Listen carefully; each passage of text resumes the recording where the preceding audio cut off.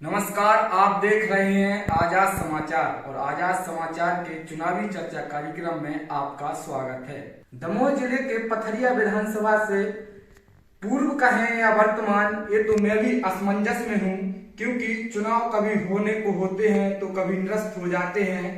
आज हम आप सभी को प्रतिक्रिया में मिला रहे हैं पूर्व जनपद अध्यक्ष प्रतिनिधि गौरव पटेल जी से कि जो चुनाव निरस्त हुए हैं, जो इतना झमेला खड़ा हुआ है, उस पर इनकी राय लेना चाहेंगे। सबसे पहले तो आपका गौरव जी स्वागत है आजाद समाचार में। बहुत बहुत धन्यवाद आपका आजाद चैनल का, और जो आपकी खबरें जो ग्रामीण स्तर तक आप छोटी से छोटी खबरें दिखाते हैं, जनता को बहुत भाती हैं और बहुत पसंदीदा चैनल आजकल आपका हमारे क्षेत्र में होता जा रहा है। बहुत बहुत धन्यवाद जो आप इस परिचर्चा में आपने मुझे शामिल करने का सौभाग्य मिला। हमारा सवाल ये है गौरव जी कि जो अभी 2021 के पंचायती चुनाव शुरू होने को थे और पहले चरण के चुनाव 6 जनवरी को होने थे। कई हमारे दमोह जिले में 2 विकास खंड हैं जो चुनाव 6 तारीख को होने के थे, लेकिन अभी 2 दिन पहले ही चुनाव निर्वाचन आयोग ने फैसला लिया कि अब चुनाव रद्द किए जाते हैं। तो इस पर आपका क्या, आप सहमत हैं या नहीं? देखिए, चुनाव हो जाने चाहिए, इस पक्ष में हम लोग शुरू से रहे हैं। कांग्रेस पार्टी इस पक्ष में रही है कि तय समय पर चुनाव होने चाहिए, लेकिन भाजपा की जो सरकार है वह ना तो चुनाव कराना चाहती है और लोकतंत्र को एक प्रकार से आप बोलेंगे कि वो खत्म करना चाहते हैं। चाहे आप विधायक खरीदी वाला मामला देखें, चाहे पंचायत चुनाव रद्द करने का मामला देखें, मंडी चुनाव भी नहीं हुए हैं, अभी सहकारी बैंकों के भी चुनाव नहीं हुए हैं। कहने का मतलब यह है कि जो लोकल स्तर से छोटे छोटे जनप्रतिनिधि निकलते थे, क्षेत्र की जनता की मांग उठाते थे और कहीं ना कहीं एक लोकतंत्र के एक आधार स्तंभ होते थे, उनको एक खत्म करना चाहते हैं और लोकतंत्र को एक तानाशाही रवैये के रूप में भाजपा सरकार स्थापित करना चाहती है। जी, जहां तक आपने पूछा प्रथम चरण का जो चुनाव था, पथरिया में प्रथम चरण था, जवेरा में प्रथम चरण था, मात्र 8 दिन पहले इन्होंने चुनाव निरस्त कर दिए और अंतरात्मा और मनोदशा जो थी उनको निरस्त करने की ही थी। उनका अगर मन साफ होता, चाहे ओबीसी आरक्षण को लेकर बात करें, अगर उनका मन साफ होता तो मात्र 15 से 20 दिन उनको लगते, पुनः से चुनावी प्रक्रिया, चुनावी आरक्षण करा सकते थे। चाहते तो कमलनाथ जी का जो 2019 का आरक्षण था उसको मान्य कर सकते थे, लेकिन उन्होंने ऐसा नहीं किया और कहीं ना कहीं परोक्ष रूप से चुनाव को टालने का प्रयास किया है। क्योंकि आपने पहले भी आप यहाँ के जनपद अध्यक्ष प्रतिनिधि रहे हैं, भाभी जी जनपद अध्यक्ष रही हैं और इस बार भी स्वाभाविक रूप से पहले की तरह इस बार भी महिला सीट होने के कारण घर से फॉर्म जनपद सदस्य के लिए भरा गया था, नामांकित किया गया था और 6 जनवरी को यहाँ वोटिंग होनी थी। तो इस पर तो बहुत खर्चा आया होगा, तो इस पर आपसे सरकार से क्या कहना है या चुनाव आयोग से जो आपका इतना पैसा खर्च हुआ है? देखिए, सभी प्रत्याशियों का बहुत पैसा खर्च हुआ है। इसमें 4, 6, 8 प्रत्याशियों ने तो ऐसा मुझे फोन करके बात करी, जो बेचारे हरिजन और गरीब परिवार से, आदिवासी परिवार से एक ऐसा परिवार है, ऐसे सरपंच को चुना गया था जिसने अपनी झोपड़ी बेचकर मतलब चुनाव प्रचार के लिए वो लगा, जनता का उसको समर्थन मिला।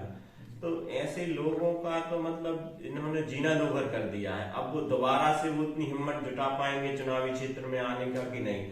जो लोकतंत्र का मतलब होता है वो गरीब से गरीब व्यक्ति आम जनता की आवाज बनना चाहता है और वो दिखाना चाहता है, अगर उसके पास जनता का समर्थन है तो वह जनप्रतिनिधि के रूप में चुनना चाहता है। तो बहुत सभी लोगों के लगभग लाउड स्पीकर से लेकर दीवार पेंटिंग से लेकर आपके जो पर्चे हैं, अपीलें हैं, सभी पूर्णतः कार्य लोगों को कर दिया था। मात्र 8 दिन का समय शेष था, तो बहुत खर्च लोगों का हो गया है। और मैं तो ये कहूंगा कि इनको तो पता था, भाजपा वालों को पता था कि हमें चुनाव निरस्त करना है। तो ये सोची समझी साजिश रही पहले से? बिल्कुल सोची समझी साजिश रही है, 100% सोची समझी साजिश रही है। अगर कोई छोटा सा गांव का बच्चा भी है, वह भी ये बता सकता था कि इतने सारी कमियां जो इन्होंने जानबूझकर छोड़ी हैं वो सिर्फ इसलिए छोड़ी थी क्योंकि इनको चुनाव नहीं करना। हाँ, क्योंकि चुनाव ना हो, सरकार कोर्ट स्टे दे दे। जब कोर्ट ने स्टे नहीं दिया तो इन्होंने अध्यादेश अपना विड्रॉ कर लिया। और सबसे बड़ा सवाल ये उठकर आ रहा है कि जब कहीं भी चुनाव होते हैं और आचार संहिता आती है, लगती है, तो जो पद होते हैं वो पूर्व कहलाने लगते हैं। यानी कि आप यदि भाभी जी जनपद अध्यक्ष थी, आप प्रतिनिधि हैं, और कोई सरपंच है या कोई जिला सदस्य है, तो आचार संहिता लगी तो उनका पद वो मिट गए। तो हमारा सवाल ये है कि अब क्या होगा? आचार संहिता तो हट गई, क्योंकि नामांकन तो जो सरपंच थे या अन्य प्रत्याशी थे उन्होंने भर दिया। तो अब क्या वो सरपंच कहलाएंगे? क्या आप जनपद अध्यक्ष प्रतिनिधि वर्तमान कहलाएंगे या नहीं? इस पर आपका क्या कहना है? देखिए, जहां तक मुझे मेरा मानना है, इन्होंने एक समितियां भाजपा के लोगों की बना दी हैं पंचायत स्तर पर, और सभी त्रिस्तरीय पंचायती राज जो अधिनियम है उसमें सभी जगह अपने लोगों को बिठाने का प्रयास किया है। मैं तो ये मानता हूँ कि दीनदयाल समिति करके, हाँ, एक उन्होंने पंचायतों में समितियां बनाई थी और अंत्योदय करके कुछ ऐसा नाम उन्होंने दिया था, और उन समितियों का गुप्त में गठन हो गया, ना ग्रामीण जनों को पता है। उसमें केवल और केवल भाजपा के जो कार्यकर्ता थे, सामान्य कार्यकर्ता थे, बड़े कार्यकर्ता थे, उनको लिया गया। अधिकारियों को स्पष्ट रूप से निर्देश थे कि भाजपा का जो मंडल अध्यक्ष है उसके बिना सहमति के किसी भी व्यक्ति को समिति में ना जोड़ा जाए। तो आपका कहना ये है कि ये समिति अब गांव, मतलब जो सरपंच का पद होता है, एक प्रकार से समिति के जो अध्यक्ष होंगे वो काम करेंगे? बिल्कुल। अब ये देखने में और जो उनकी रणनीति है, मुझे तो ये लगता है कि अगर जनता ने इसकी आवाज नहीं उठाई तो पूरा प्लान उसी तरीके से वो करेंगे कि इनके लोग वहां से भ्रष्टाचार करें और आम जन लोकतंत्र को खत्म करें, और जो 2023 में उनकी जो भ्रष्टाचार का पैसा है वो उनकी विधानसभा में काम में आए। नहीं तो जो समिति जो भाजपा ने अभी बनाई है, इसको सरकार की तो नहीं कहेंगे, भाजपा की जरूर कहेंगे कि जो भाजपा ने समिति बनाई है, हर गांव से एक अध्यक्ष उपाध्यक्ष नाम गए, और आप बोल रहे हैं कि आगे यही शायद गांव चलाएंगे, यानी सरपंची के तौर पर ही रहेंगे। तो सवाल हमारा ये है कि ये तो संवैधानिक समिति है नहीं है, संविधान में ऐसी कोई व्यवस्था भी नहीं है, तो इनको फिर निधि कहाँ से मिलेगी विकास की? ये जो प्रशासक बना देंगे, वो प्रशासक को इनडायरेक्टली ये बता देंगे कि जो ये समिति के अध्यक्ष वगैरह जो बोले वो आपको काम करना है। तो अधिकारी कहीं के खिलाफ, बिल्कुल अधिकारी कहीं ना कहीं दबाव में आएंगे और वो उनके अनुसार काम करेंगे, और या फिर सरपंच पर भी दबाव बनाया जा सकता है। ये अभी पूरा सर्वे कर रहे हैं कि हम अगर समितियों को पावर देंगे तो ऐसा ना हो बड़ा विद्रोह खड़ा हो जाए, क्योंकि आम जनता भी नाखुश है इनके रवैये से, और जो जनप्रतिनिधि चुनाव लड़ने के मैदान में थे, 2.25 लाख आप एक्सपेक्ट करिए, 2.25 लाख प्रत्याशी मैदान में थे पूरे मध्य प्रदेश में। कितना पैसा अगर आप कैलकुलेटर पे जोड़ेंगे तो शून्य नहीं बनेंगे, कई करोड़ों खर्च हुए। जी हाँ, बिल्कुल कई। और मात्र निर्वाचन ने कह दिया कि आप 2000 की रसीद ले जाओ वापस, और जो उसका पूरा आने जाने का बिजली बिल उन्होंने अवैध वसूली करी पूरी, जो कोविड के कारण शिवराज जी ने घोषणा की थी कि हम कोविड जो उस दौरान रहा उसमें बिजली बिल माफ करेंगे, वह तक वसूली कर ली पूरे लोगों से। एक बात थी कि कई जगह के प्रत्याशियों ने हमसे भी हमारे चैनल के माध्यम से बोला है कि यदि चुनाव 1 महीने के अंदर नहीं होते हैं तो हम लोग कोर्ट जाएंगे, क्योंकि हमारा एक प्रकार से मानहानि हुई है, हमारे पैसा खर्च हुई है और इस सरकार को देना चाहिए। तो इस पर आपकी क्या राय है कि क्या आप भी वक्त आए तो कोर्ट जाएंगे इसकी? बिल्कुल, इसमें सभी लोगों को कोर्ट का संरक्षण लेना चाहिए, और मुझे लगता है, देखिए कहने बात उचित तो नहीं है, लेकिन जो वर्तमान परिदृश्य है उसमें तो ये देखने को मिल रहा है, चाहे निर्वाचन आयोग हो, चाहे कोर्ट हो, चाहे संवैधानिक जितनी भी संस्थाएं हो, आईबीसी लेकर जितनी भी संस्थाएं हैं, पूरी की पूरी संस्थाएं, इवन राष्ट्रपति महोदय तक सरकार की इशारे पर चल रहे हैं, जो लोकतंत्र के लिए बड़ा खतरा है। तो आपका कहना है कि यहाँ तक न्यायपालिका भी सरकार की? जी हाँ, बिल्कुल। न्यायपालिका ने ऐसे कई निर्णय दिए हैं जो सरकार की कहीं न कहीं परोक्ष रूप से उनके साथ देने के वो है, लेकिन हम लोग चूंकि न्यायपालिका पे अभी पूरा विश्वास नहीं उठा है, कुछ विश्वास शेष है, तो उस विश्वास को लेकर जरूर कोर्ट जाएंगे और हो सकता है कि न्याय मिले। और जो अभी सुप्रीम कोर्ट ने जजमेंट दिया था कि जहां जहां मध्य प्रदेश में ओबीसी रिजर्व सीटें हैं उनको सामान्य बना दिया जाए और उसी पर चुनाव लड़ा जाए, इस पर आप सहमत हैं या सुप्रीम कोर्ट से असहमत हैं? देखिए, हर वर्ग को अपने भारत देश में हर वर्ग को अपना आरक्षण मांगने का हक है, अधिकार है, संविधान हमें ये अधिकार देता है।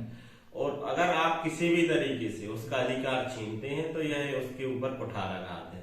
ओबीसी वर्ग बहुत बड़ा वर्ग भारत देश में है और उसको बहुत कम उस पर रिजर्वेशन दिया जाता है और कहीं ना कहीं उसके साथ अन्याय तो पहले से हो ही रहा है।